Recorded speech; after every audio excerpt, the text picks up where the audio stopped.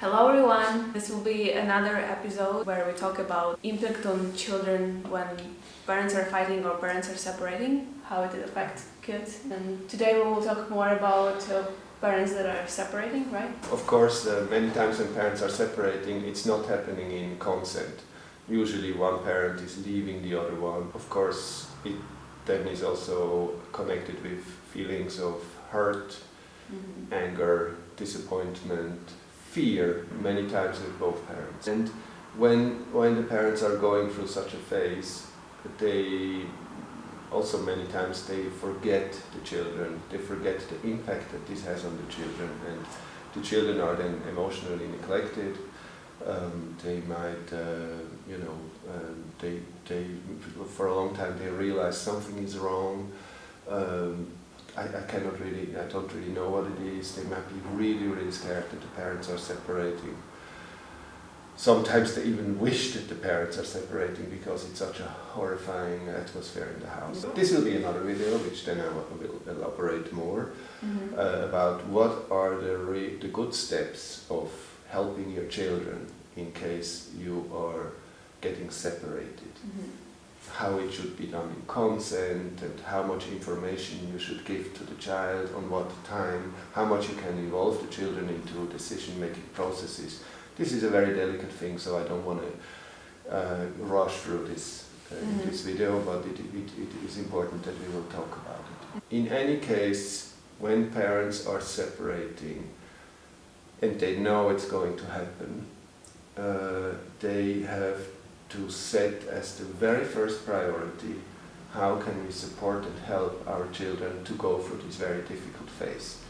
For no child it is easy when the parents separate, and many times it's really hard, particularly when the child is loving both parents and is very afraid of the changes, and children sometimes cannot distinguish between partnership and parenthood.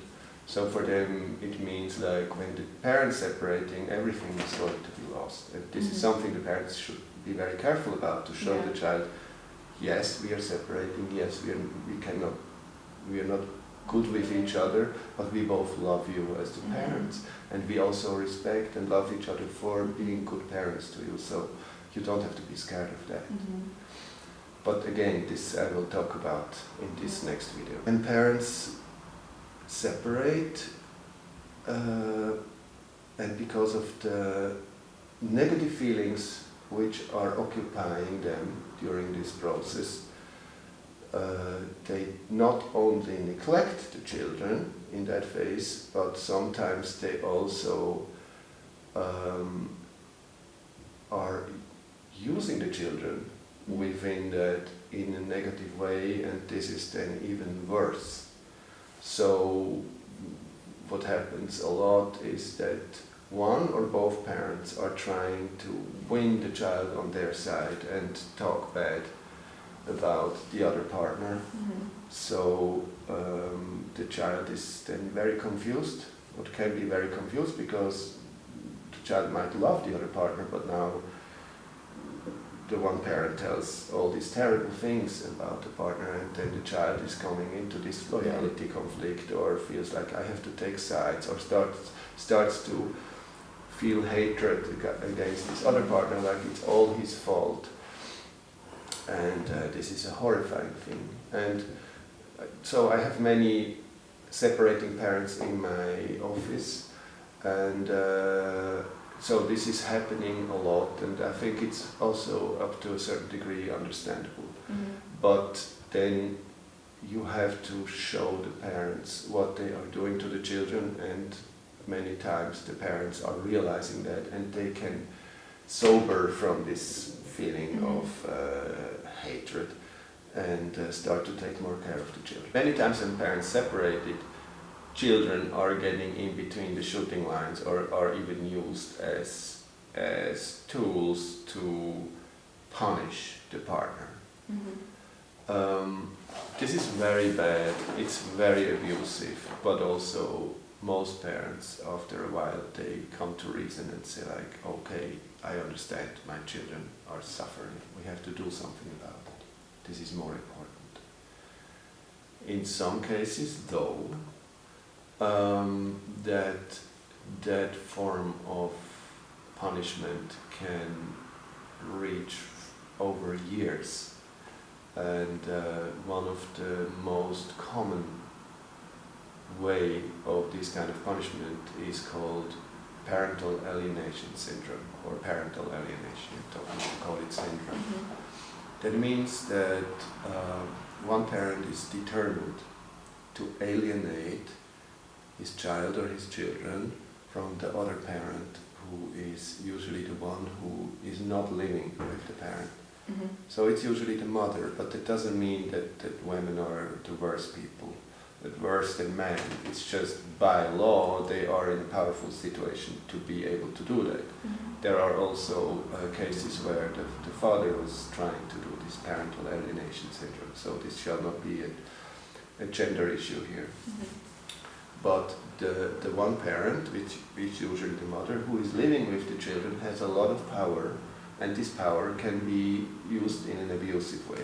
A parent who wants to alienate the children from the other parent has many different means to do that. One thing is simply to display yourself as the victim of this separation and show the child how much you suffer and how horrible is life now, and everything was breaking apart, and you don't even need to address this directly with words. You know, the child maybe sees the mother crying and says like, "Why are you crying, mother?" And the mother says like, "No, it's nothing, it's nothing." But it's kind of manipulative, you know, make the child believe like something horrible is, and oh my God, what has my father done to her? So that can, of course, raise these feelings of anger, not understanding, feeling alienated by the other parent already. Another form is emotional blackmailing. So that means one parent who stays with the children gives the child the feeling that the more you love your father, the more you are hurting me, and the less I'm loving you. If you love your father, it hurts me because he was so horrible to me and to us, and he left us. So this alienates me from you. And then this brings the child in a huge panic, because the child is in an extremely dependent situation. And this dependency is something you have to be very careful about, and not being abusive in any way.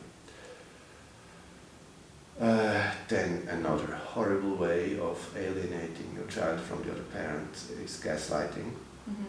Gaslighting means you are messing with the child's mind and with its perception, with its way of perceiving things. So you start to say untrue things or very manipulative things for the child, which are contradictory with the child's usual experiences and awareness. And so the child is not sure anymore, is that what I believe even true, or is it not true? A very typical and a very mean way is that the parent who stays with the children tells the other parent, "You're not allowed to contact your children. You can't." And so the other parent maybe backs off and is afraid of doing that. And meanwhile, the parent who stays with the children tells the children, "You see, your father is not interested in you. He doesn't contact you. He doesn't want to be with you." So that's, of course, a very bad thing to do. So the children start to believe, "Oh, he's really no," or they make up things, and they say like, "You know, your father promised to be here, but now he isn't," and things like that. And that is a very horrible way of abusing a child. It's not only, I mean, the goal is to alienate the child from the other parent, but what actually happens is breaking the child's self-confidence and self-awareness. And the child then gets even in a stronger dependency to this other parent, and he starts to feel fears which he didn't know before, because okay, this other parent is like, I didn't know who that is. I didn't know that person can be so terrible, and how can I even trust to other people? And so in this process, when this happens, and by the way, it happens a lot, and unfortunately, neither parental alienation is much aware in the public, nor with professionals, with psychologists, social workers, mediators, nor in the legal system, like lawyers, judges. This is relatively new. It's relatively new in the Western world, but in the Western world it becomes also now as a clearly defined form of child abuse. In the Eastern world it's not so much developed yet. And one reason for that is, this counts for East and West simultaneously, that a lot of form of child abuse or of this abusive, emotional damaging behavior is already, people know it from their own childhood and how they grew up. So they are not really aware that this is actually something really bad. But this parental alienation is something like that is extremely bad and extremely abusive, and it should be much more in the awareness of people. Yeah, because it's so common. Everything you said is just people are used to it. All these things which I said now are quite common.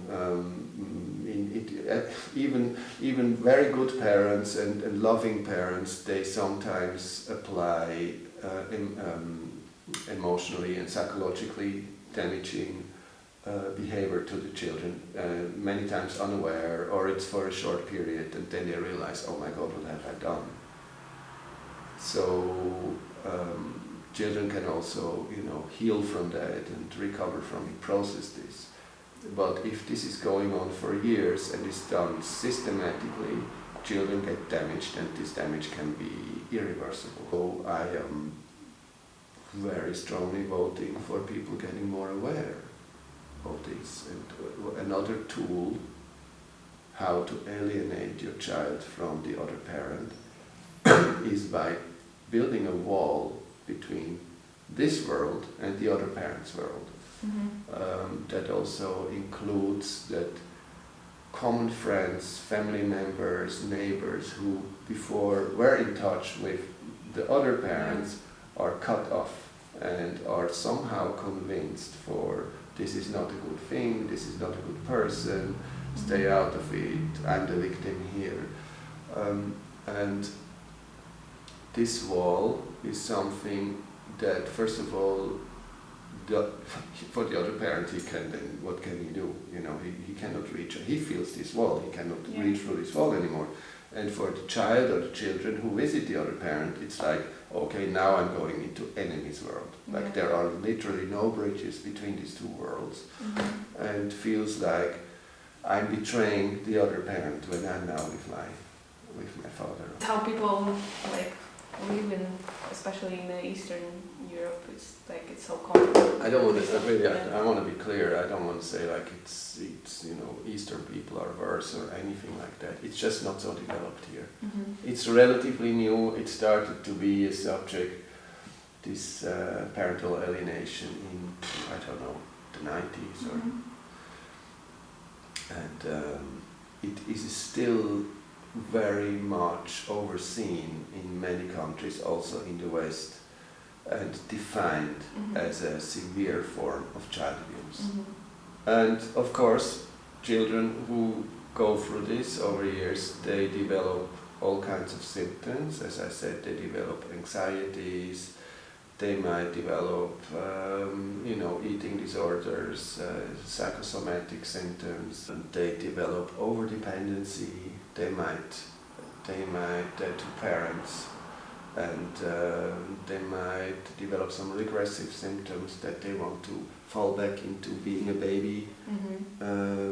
They have learning disabilities, they are reluctant or reject to to start to be independent because they feel like they can't. And so all these signs are very serious, and it's very important that also people around are aware of this and say like, something is wrong with that child, what's going on with that child. And that's another thing, you know, I very much vote for this. You don't possess a child. Nobody is possessing a child. What you do is you owe the responsibility to help your child, to support your child through the childhood until it's an adult person, for that it can develop self-confidence, social interest, capability, and happiness to be a strong and independent human being when it's an adult person. And your job is to make this possible. If you are failing in this, you are not entitled to be a parent of a child. Or you have to learn how to be a better parent. It's not you know, there is nothing like perfect parents. Oh my God, every parent makes lots of mistakes, it's part of it. But there is a certain limit where you have to see that, okay, my child is suffering, my child has severe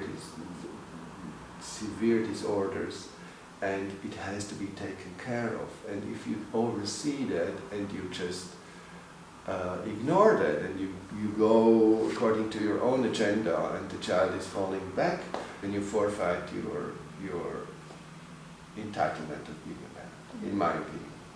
And neighbors, friends, teachers, kindergarten teachers, who are aware of that, they shall interfere, and they say like, something is wrong with that child. What's going on with your child? Why is she always crying? Why is she still sucking her thumb? Where is she?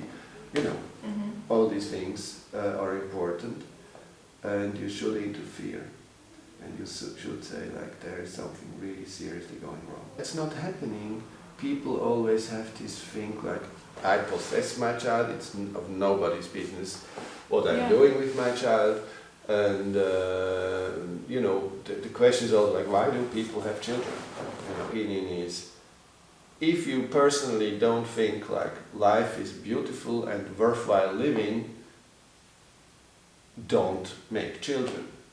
Because why would you then make children if you think life is a horrible place, it's a sad place? Why then would you make children? That they go through the same agony like you do?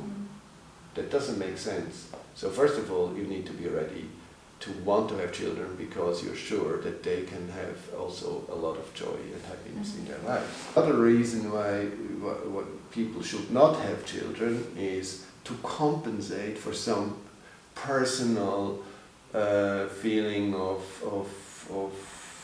sadness, inferiority or something, or worthlessness, and you have a child for compensating for that, like through having a child my value is raised, or my safety, or finally I have a friend because before I was so alone. That's not a reason to have a child.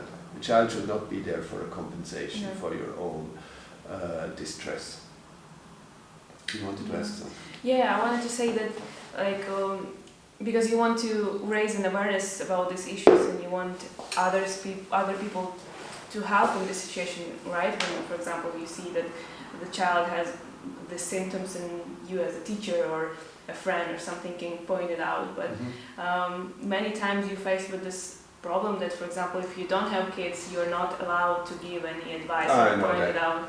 So how you can encourage people if they really see that something's going on and they really want to help? Yeah, I can tell you something as a counselor. Like, people are much more ready to talk about their sex lives and whatever problems they have there than about their parenting style. Yeah.